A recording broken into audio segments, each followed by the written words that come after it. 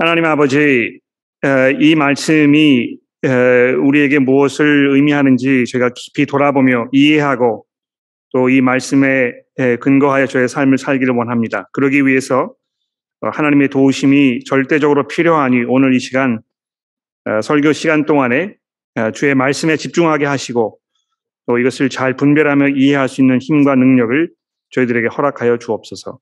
예수 그리스도의 이름으로 기도합니다. 아멘.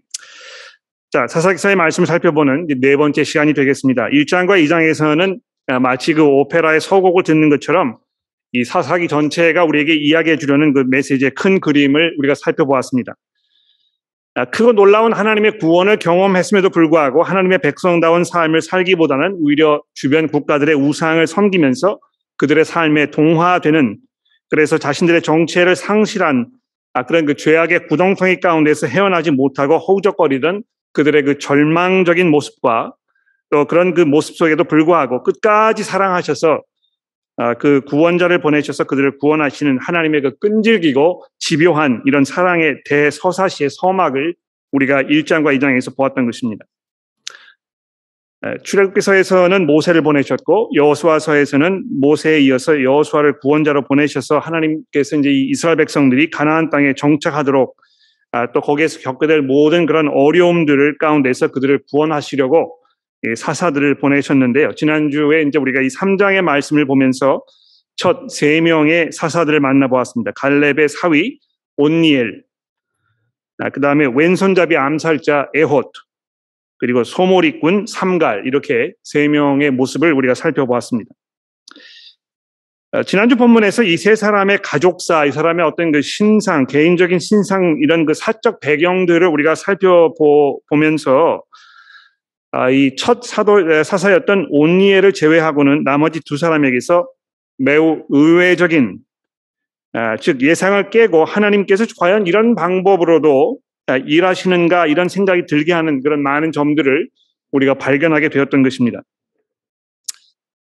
에톳은 누구였습니까? 이 암살자였는데요. 마치 그 헐리우드 영화에 등장하는 어떤 그 정부의 특수 암살 요원처럼 그 별명에 어울리게 이 사람이 눈가림에 아주 능숙하고 예측을 불허하는 그런 사람이었다. 이렇게 우리가 지난주에 본문에서 살펴보았습니다.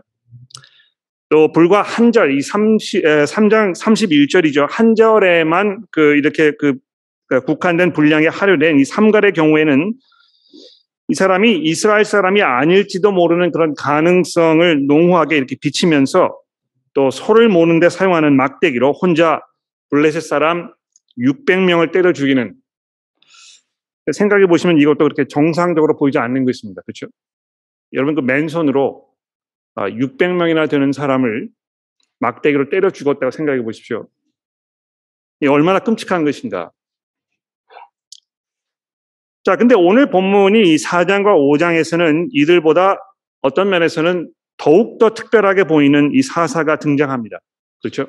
이미 짐작을 하셨겠습니다만 이 사사가 지금까지 다른 모든 사사보다는 더욱 특별하게 보이는 그 이유가 무엇입니까? 이분이 여자였기 때문이고 더더욱 라비노시라는 남자의 아내였는데 본문에는 이제 언급하고 있지 않습니다만 아마 자녀들이 있었을 가능성이 농후하지 않겠습니까? 그래서 아내로 어머니로 가정을 돌아보는 일도 만만치 않았을 텐데 이 이스라엘을 이끄는 사사의 역할까지 맡았으니 참으로 대단한 여성이 아니었을까, 이렇게 짐작을 해보게 되는 것입니다. 그런 면에서 이 드보라라는 이 여성에 대해서 이제 많은 생각과 주장들이 주변에 난무하는 것을 우리가 이제 보게 됩니다. 특히 여성의 어떤 그 사회적 또 교회 내에서의 지위와 역할의 개선을 주장하는 이 기독교 내의 어떤 그 여성 해방 운동을 하시는 분들 경우에는 이 드보라라는 분을 이상적 현대 신앙 여성인의 그 표본으로 이렇게 여기고 모든 여성분들이 이 드보라처럼 살 것을 이렇게 주문하고 있는 것입니다. 여자도 얼마든지 가정에서 교회에서 또 사회의 이 공적 역할을 병행할 수 있기 때문에 가부장적 어떤 생각에 사로잡혀서 여성을 억압하려는 모든 시도들을 다 멈춰야 한다. 이제 이렇게 이 사사기 4장과 5장의 말씀 근거로 하여 이렇게 이야기하는 것입니다. 잠시 후에 이제 우리가 이 드보라에 대해서 생각을 하면서 이 점에 대해서 이제 보다 자세하게 다뤄보기로 하겠습니다만 오늘 이 본문에서 우리가 주목해야 할 가장 중요한 사실은 우선적으로 그리고 기본적으로 이 말씀이 하나님에 관한 증언이라는 사실입니다. 그렇죠? 즉, 이 드보라라는 매우 의외적인 인물이 등장합니다만 이 사사기서의 저자의 관점에서 보았을 때 가장 중요한 인물은 바로 하나님이신 것입니다. 오늘 본문 처음 부분에서부터 이 사실을 이제 우리가 확인할 수 있게 되는데 이 4장 1절, 2절 말씀을 보십시오. 에봇이 죽으니 이스라엘 자손이 또 여호와의 목전에 악을 행하며 어떻게 됐습니까? 여호와께서 하솔에게 통치하는 가나안 왕 야빈의 손에 그들을 파셨으니, 즉 이 앞으로 벌어질 4장과 5장에서의 모든 일들은 기본적으로 이스라엘이 하나님에 대한 믿음을 저버리고 죄악 가운데 살았기 때문에 하나님께서 취하신 이 결정의 어떤 결과들임을 우리에게 설명하고 있는 것입니다.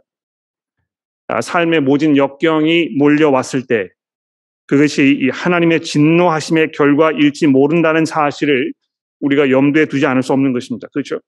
우리도 이제 종종 그런 경험하게 되는데요.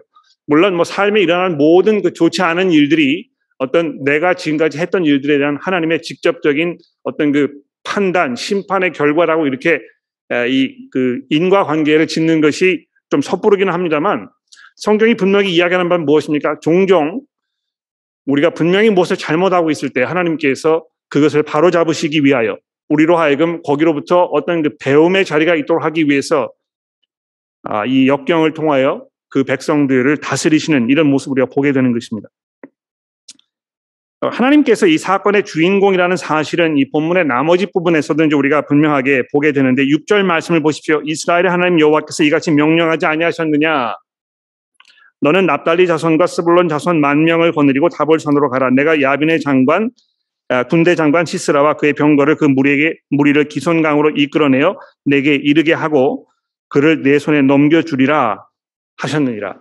하나님께서 드보라를 통해서 이 바락이라는 사람에게 이제 이렇게 말씀하시면서 하나님께서 이것을 지금 진행하고 계시기 때문에 내가 군대를 이끌고 나가는 것이 옳다. 이렇게 드보라 선지자가 바락에게 이야기한 것입니다. 또 15절 말씀 보십시오.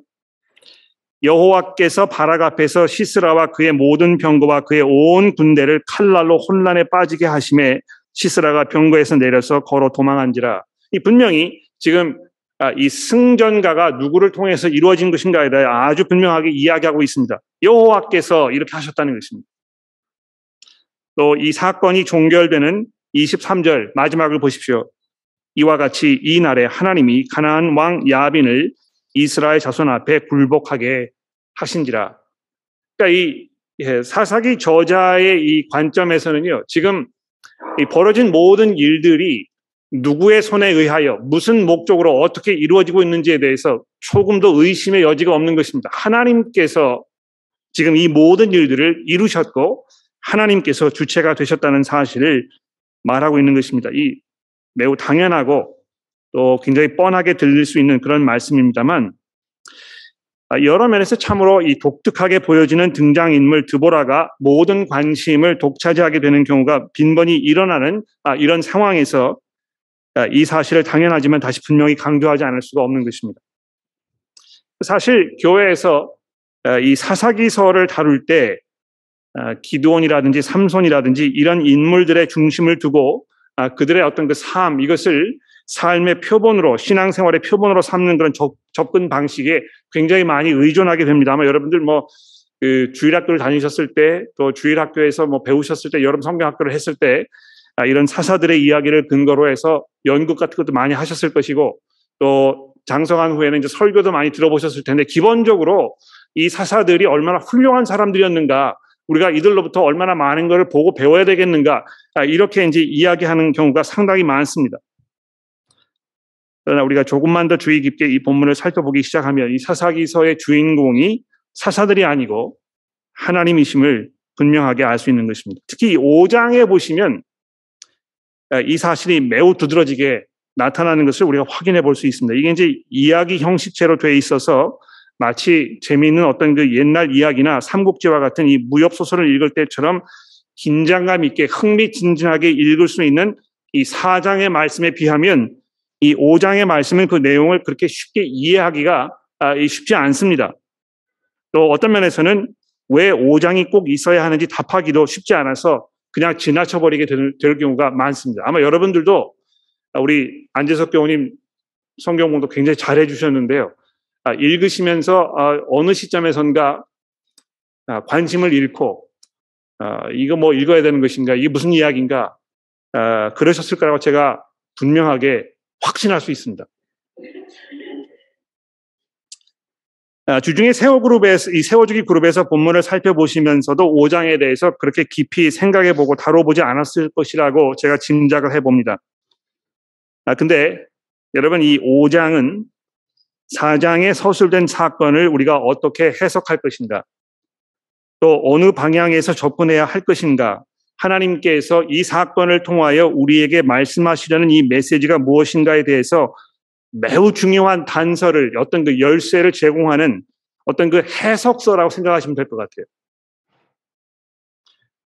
5장은 기본적으로 드보라와 바락이 부른 노래라고 5장 1절이 시작이 되고 있는데요. 그 후의 내용을 잠시 집중해서 살펴봅시다. 무슨 내용을 노래하고 있는 것인지 2절에 보십시오. 5장 2절입니다. 이스라엘의 영솔자들이 용솔하였고 백성들이 즐거이 헌신하였으니 여호와를 찬송하라. 너희 왕들아 들으라, 통치자들아 귀를 기울이라.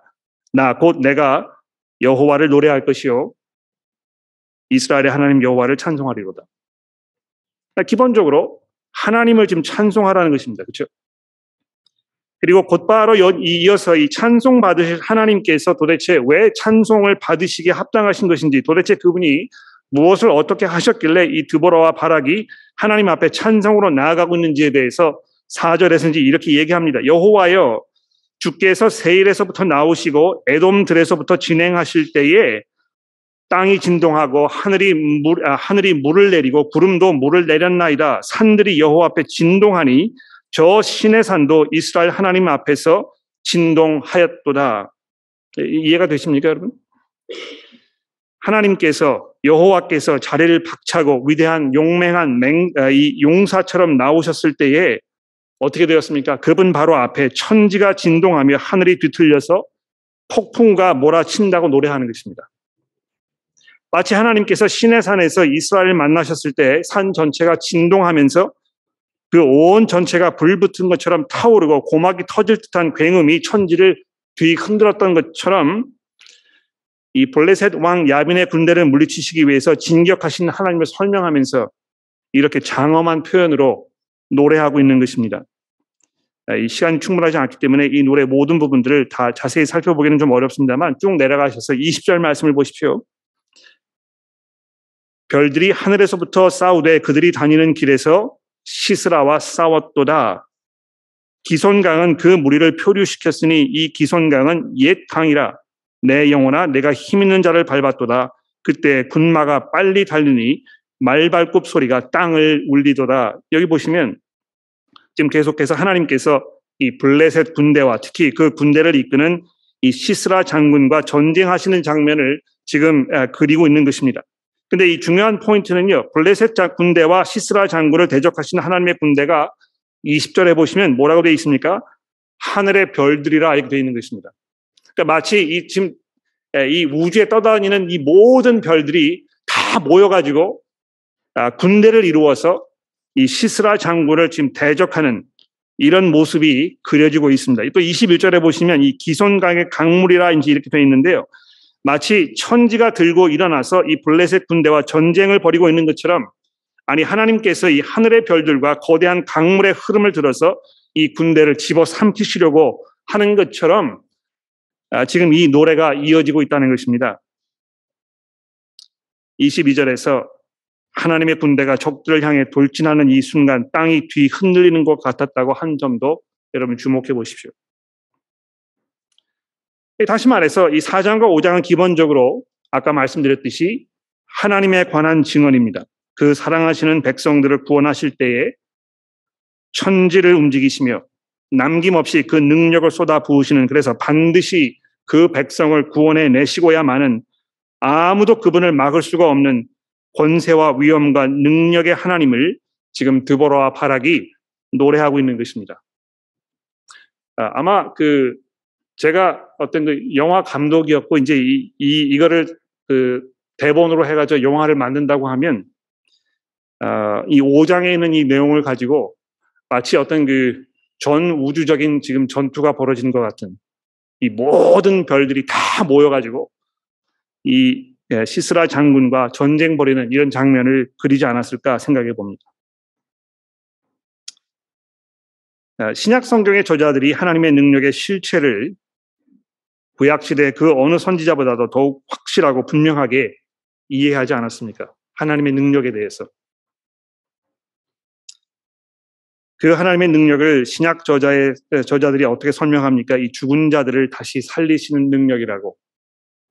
예수 그리스도의 복음을 통해서 새 하늘과 새 땅을 이루시는 능력이라고 이렇게 이야기하면서 베드로 사도가 이 베드로전서 1장 5절의 말씀에 뭐라고 했습니까? 너희는 말세에 나타내기로 예비하신 구원을 얻기 위하여 믿음으로 말미암아 하나님의 능력으로 보호하심을 받았느니라. 이 하나님의 능력으로 우리가 보호하심을 받고 있다는 베드로 사도의 이 약속이 얼마나 우리 마음 가운데 깊은 확신과 또 평안을 주는지 모릅니다. 이 시스라 장군을 무너뜨리시기 위하여 그 백성 이스라엘을 구하시기 위하여 이 하늘의 모든 천지를 동원하셨던 이 하나님의 그 능력과 그분의 그 위엄 이런 것들을 우리가 보게 된다는 것입니다. 여러분 이 능력을 알고 계십니까?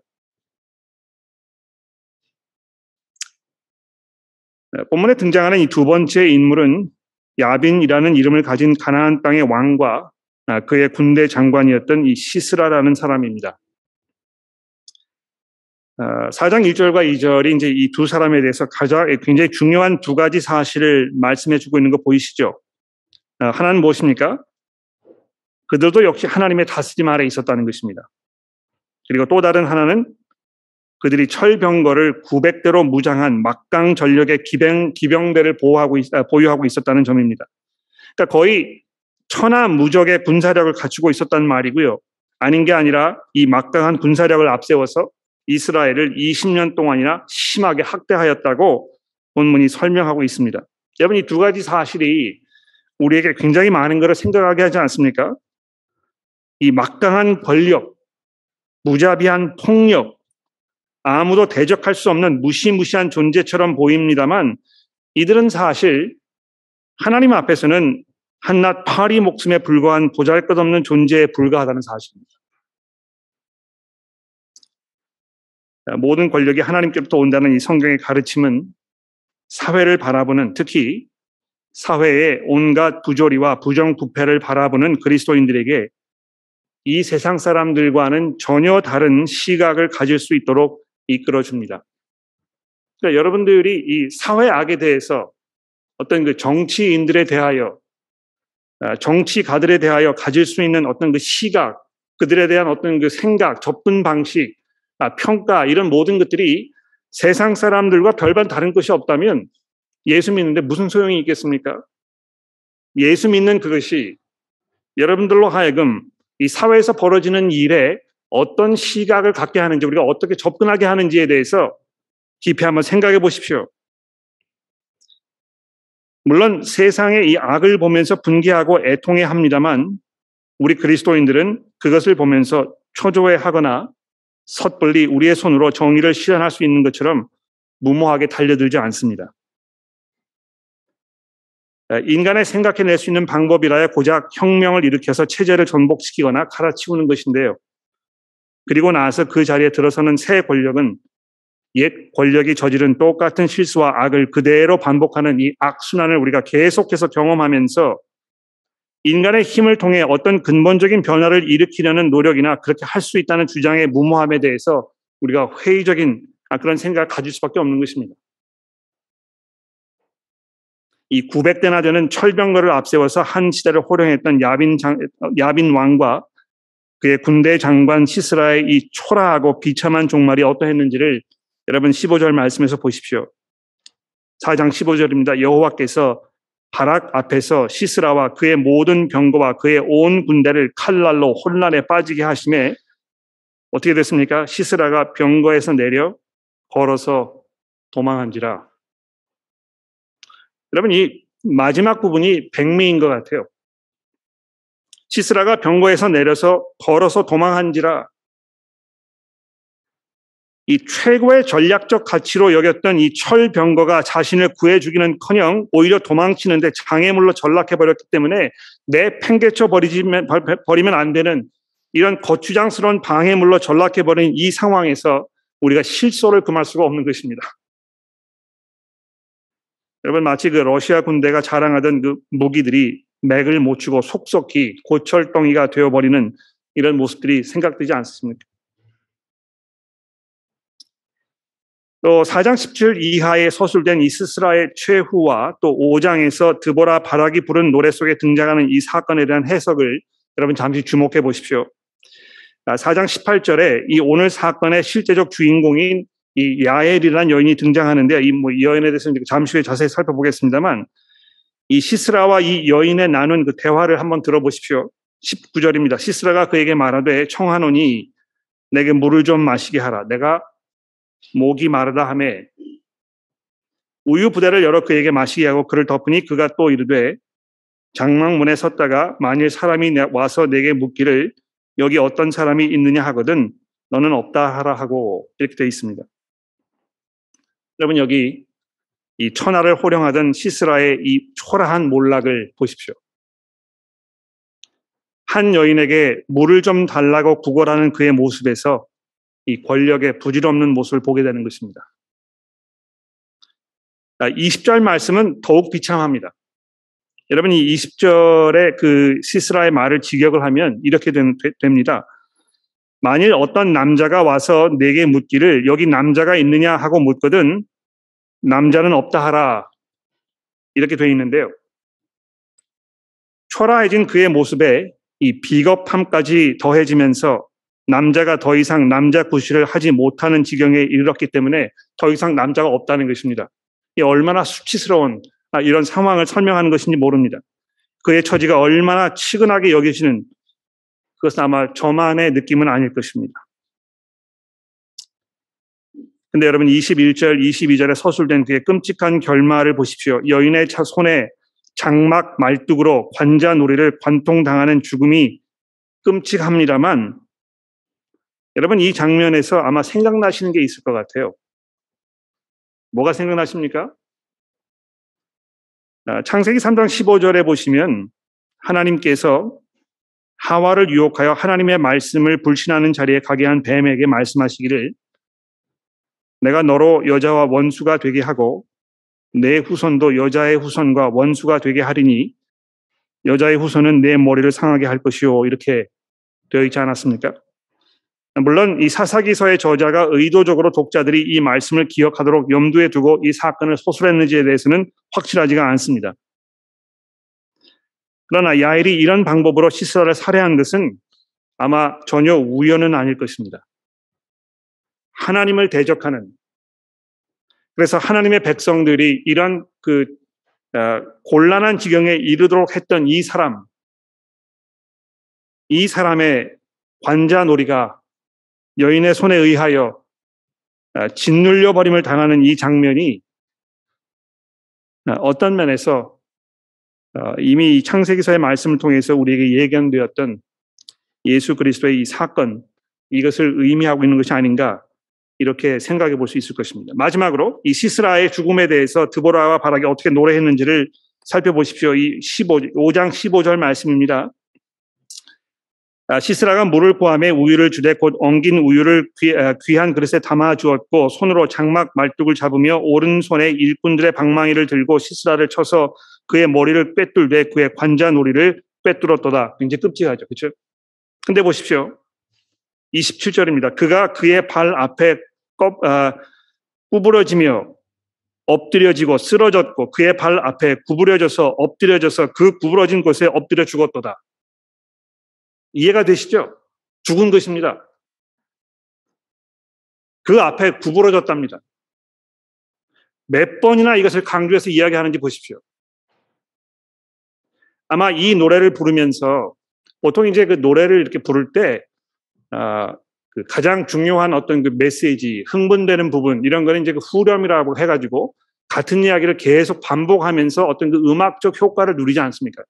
그러니까 이거를 이제 우리가 계속 반복하게 되면 이렇게 흥분하게 되고 어떤 그 감정을 더 깊이 느끼게 되는데 아마 이제 그런 효과를 누리는 것 같아요. 하나님께서 이 사람을 철저하게 정말 비참할 정도로 쓰러뜨리셨다는 것입니다. 천하를 호령하며 부러울 것이 없었던, 자신만만했던, 마치 자기의 삶이 영원히 지속될 것인 것처럼 이렇게 거만하게 행동했던 이 사람의 이 비참하고 초라한 이 모습을 보면서 우리가 과연 하나님 앞에서 어떤 모습으로 살고 있는 것인가? 혹시 내가 이 시스라와 같은 이 어리석은 교만함 가운데에서 마치 내가 아무의 손에도 구애받지 아니하고 내 삶을 영원히 유지할 수 있는 것인 것처럼 착각하면서 살고 있는 것은 아닌가 깊이 돌아보게 되는 것입니다. 세 번째로 이 드보라를 이제 우리가 만나게 되는데요. 제가 주보에다가 이 드보라에 대해서 자신을 감추다 이제 이렇게 적어드렸는데 아마 이 드보라의 그 사건에 대해서 이제 이야기하는 그 가장 중요한 포인트는 바로 그것인 것 같아요. 여러분 그 4장 5절 말씀해 보시면 이 드보라에 대해서 이제 굉장히 그 잘 이해하기 어려운 그런 그 정보가 우리에게 주어집니다. 4장 5절에 보십시오. 그는 에브라임 산지 라마와 베델 사이 드보라의 종려나무 아래 거주하였고 이스라엘 자손은 그에게 나아가 재판을 받았더라 이렇게 되어 있는데요. 왜 이것이 이렇게 중요한 것인가? 굉장히 중요합니다. 왜냐하면 아브라함의 아들 이삭의 부인이 누구였습니까? 리브가였잖아요. 그렇죠? 근데 리브가가 어디에서 왔습니까? 먼 친척에게서 온 것입니다.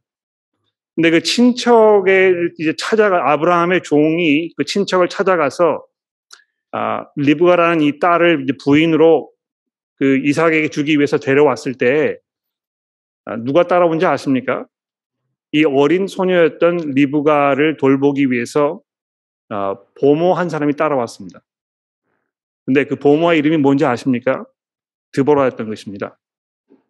그리고 그 드보라가요, 이 리브가와 함께 살다가 어디에 묻혔느냐 하면 그 라마와 베델 사이에 거기에 서 있던 그 나무 아래 묻혔다고 창세기 39장이 설명하고 있습니다. 그러니까 어떤 면에서 이스라엘의 어떤 그 국모와 같은 어떤 그 어머니와 같은 역할을 했던 이 리브가 여인을 돌보고 마치 어머니의 역할을 했던 것 같은 이 드보라라는 여인이 있었는데요. 그 여인을 연상시키면서 지금 이 드보라가 이렇게 설명이 되고 있는 것입니다. 그러니까 이 사사로서 이 곤경에 처해 있던 하나님의 백성들을 지금 돌보는 역할을 하는 이 드보라가 마치 이스라엘의 어머니와 같다고 이렇게 이야기하면서 오늘 그 5장에도 보시면 드보라가 자기를 그렇게 얘기해요. 내가 그 이스라엘의 어머니로 일어설 때까지 이 이스라엘에 많은 혼란이 있었던지 이렇게 노래합니다. 자, 근데 그 정도라면, 그 정도 자격을 가지고 있는 사람이라면 이 사람의 일족, 이 모든 행동, 말 이런 것들을 아주 집중해서 자세하게 우리에게 설명했을 법도 해요. 그렇지 않습니까? 그런데 이 사사기서의 저자가 드보라에 대해서 가지고 있는 기본적인 입장은 무엇입니까? 이 6절 말씀을 보십시오. 드보라가 사람을 보내어 아비노함의 아들 바락을 납달리 게데스에서 불러다가 그에게 이르되 이스라엘의 하나님 여호와께서 이같이 내게 명령하지 아니하셨느냐? 너는 납달리 자손 스불론 자손 10,000명을 거느리고 다볼산으로 가라. 내가 야빈 군대 장관 시스라와 그의 병거들과 그의 무리를 기손강으로 이끌어 내게 이르게 하고 그를 내 손에 넘겨주리라 하셨느니라. 지금 그 사사로서 자기가 이렇게 나서가지고요, 이 하나님의 이 적들을 무찔러 수 있을지 모르겠는데 그렇게 하지 아니하고 이 바락이라는 사람을 불러다가 이스라엘의 구원자로서의 역할을 대신하게 했다는 것입니다. 자기가 한 발 물러서는 것이죠. 그렇죠? 또 8절에 보십시오. 바락이 그에게 이르되 만일 당신이 나와 함께 가지 아니하면 함께 하면 내가 가려니와 만일 당신이 나와 함께 가지 아니하면 나도 가지 아니하리라 하겠노라 하니 이르되 내가 반드시 너와 함께 가리라. 그러나 내가 이번에 가는 길에서는 영광을 얻지 못하리니 이는 여호와께서 시스라를 여인의 손에 팔 것이니라 하고 드보라가 일어나 바락과 함께 게데스로 가니라. 이 드보라가 이제 자기를 처음에는 이렇게 갈 마음이 없었는데 이제 바락과 함께 이 전쟁에 참여해서 굉장히 중요한 역할을 감당할 것인가 보다. 이런 어떤 기대를 불러일으키는 방법으로 이야기가 전개가 되고 있습니다. 근데 이 14절로 내려가 보십시오. 중요한 순간이 왔죠. 근데 14절에 보시면 드보라가 바락에게 이르되 일어나라. 이는 여호와께서 시스라를 내 손에 넘겨준 날이니라. 여호와께서 너 앞에서 가시지 아니하시냐. 그러니까 이 결정적인 순간에 이제 자기가 그 앞에 나아가서 어떤 지도자로서의 역할을, 구원자로서의 역할을 감당하는 순간이 왔을 때도 역시 바락에게 나가라고 이렇게 이야기하고 있는 것입니다.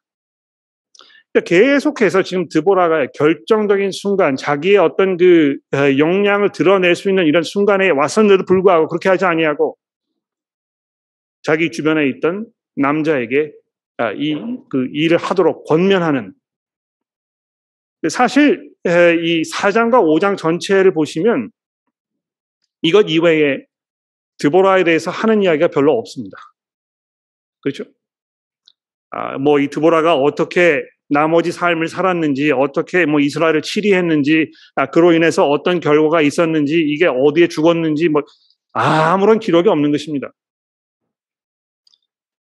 사람들이 오해하는 것과 정반대로 사실 이 4장과 5장에 등장하는 이 드보라에 대한 사건은요, 드보라에 대한 이야기라기보다는 주변에 있는 다른 사람들에 관한 이야기임에 분명합니다. 네 번째로 이 바락이라는 사람이 등장하지 않습니까?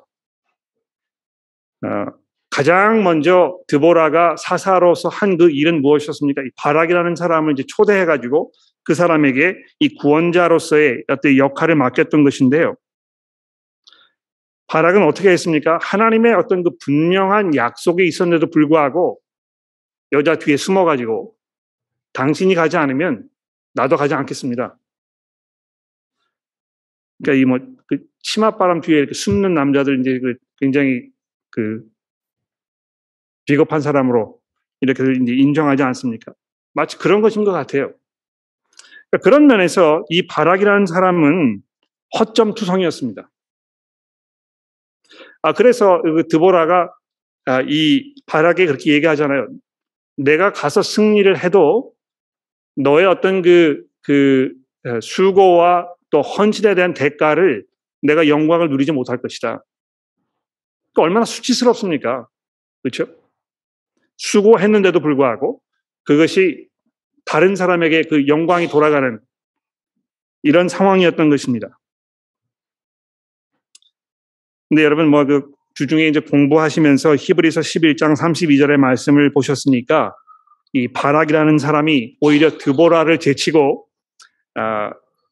히브리서 11장에서 어떤 믿음의 조상으로 이렇게 설명되는 부분이 등장을 하는데 이거 보게 되면 우리가 뭘 알 수 있습니까? 바락이 이렇게 허점투성이었습니다만 동시에 그가 분명히 믿음 가운데서 행했던 면들이 있었다는 것입니다. 실제로 가서 싸웠잖아요. 또 실제로 하나님의 능력을 통해서 이 시스라의 군대들을 물리쳤던 것입니다. 제가 이거 가만히 생각해 보면서 바락을 통해서 마치 제 자신의 모습을 보는 것 같은, 또 일반적인 성도 여러분들의 삶을 보는 것 같은 그런 경험을 했습니다. 우리의 삶이 이런 것이구나. 우리가 처음부터 끝까지 항상 실수 없이 똑같은 모습으로 이렇게 설 수가 없습니다. 우리 성도들은요, 정말 허점투성이입니다. 저도 그렇고 여러분도 그럴 것입니다. 우리의 삶을 돌아보았을 때 우리가 정말 하나님 앞에 감추고 싶고 다른 사람에게 드러내고 싶지 않은 이런 부분들이 분명히 있습니다. 그런데 그런 거를 다 이렇게 포장해가지고 마치 이들이 어떤 그 믿음의 영웅인 것처럼 이렇게 숭상하면서 그들을 마치 삶의 표본으로 이렇게 정하는 그런 그 접근 방식이 얼마나 얄팍한 것인가. 여러분, 그 아브라함을 보세요. 이 사람이 믿음의 조상이었습니다만 실제로 창세기 내용을 쭉 읽어보시면 별로 그 사람하고 이렇게 관계를 얽고 싶은 그런 마음이 안 생기는 것 같아요. 이삭도 마찬가지였습니다. 야곱도 마찬가지였습니다. 야곱은요, 진짜 사기꾼이었거든요. 그러나 성경에 등장하는 이 모든 인물들이 이런 식으로 이렇게 나약한 모습으로 허점투성이임에도 불구하고 하나님께서 그들을 신실하게 여기셨다는 이것이 얼마나 하나님의 그 관대하심과 하나님의 신실하심을 우리에게 설명하는지 모릅니다.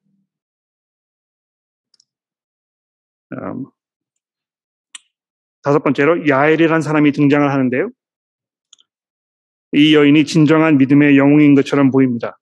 그렇죠? 여러분 그 4장 17절에 보시면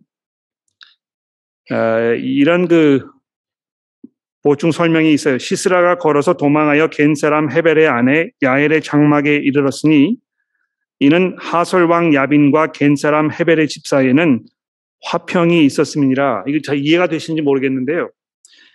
야빈이라는 왕하고 이 야엘이라는 여인의 남편 하벨과 좋은 친분 관계가 있었던 것입니다. 그렇죠? 그러니까 야엘이라는 이 여인이요, 시스라를 암살했을 때는 목숨을 걸고 한 것입니다. 예?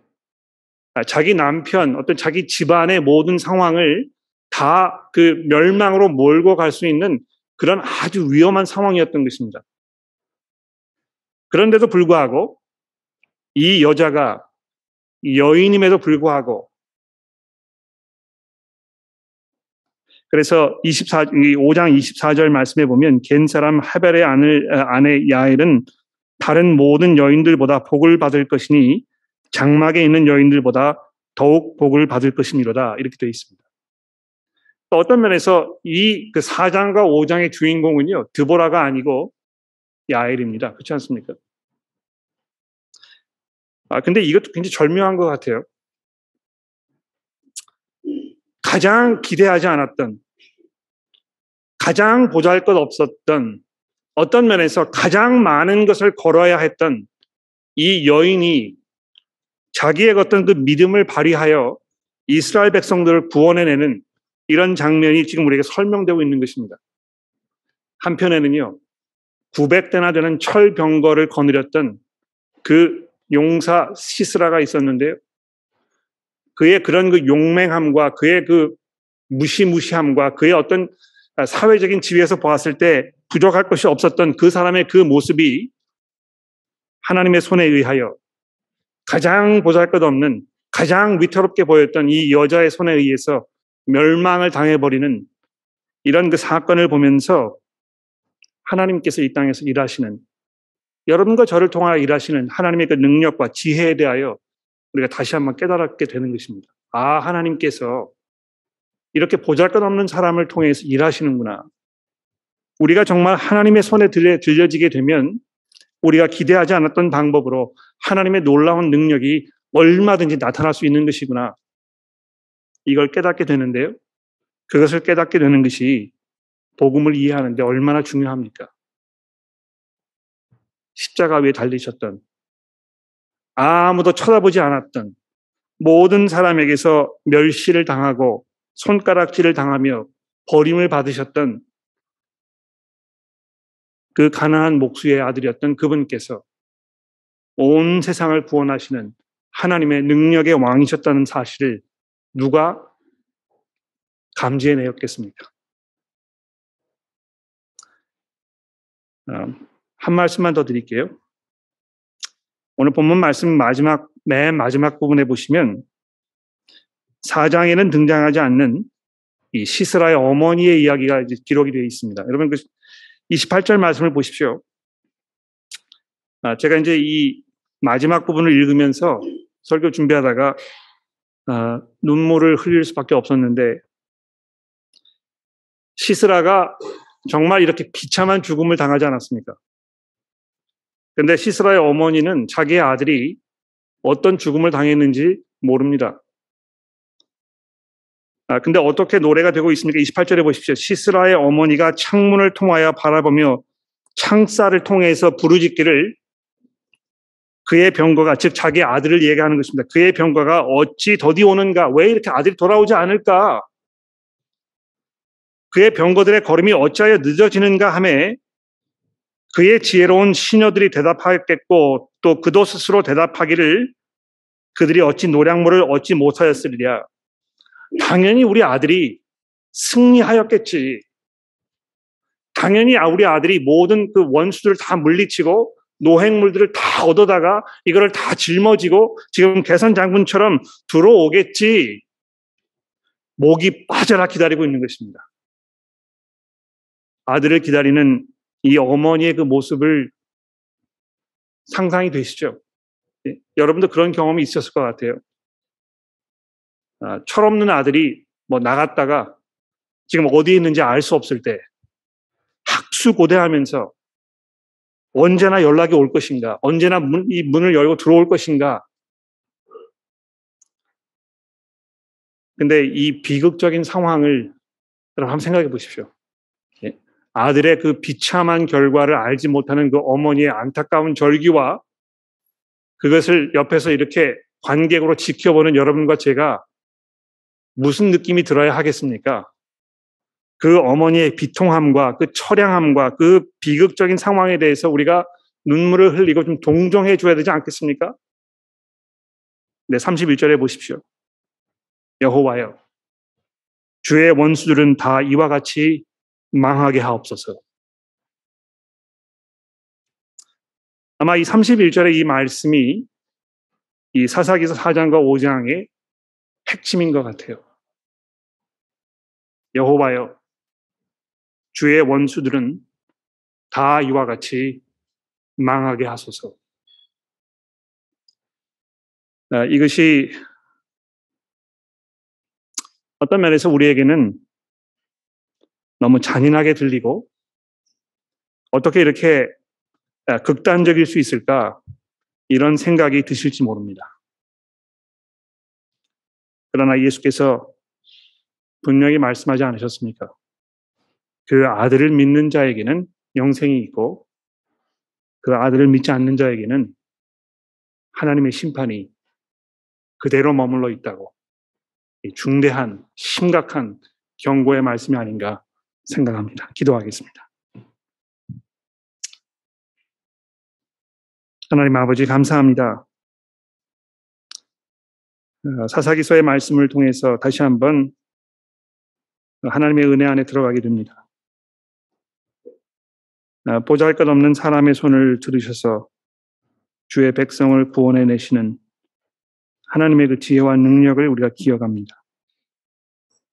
우리의 구주가 되셨던 예수께서 마치 그러한 모습에 나약함으로 저희를 찾아오셔서 큰 권능으로 우리를 구원해 내셨던 그 놀라운 사실을 기억합니다. 하나님의 그 앞에 저희가 겸손하게 하시고 또 우리를 사랑하신 하나님의 능력 안에서 저희가 믿음으로 확신 가운데 저의 삶을 겸손하게 살아가도록 도와주옵소서. 예수 그리스도의 이름으로 기도합니다.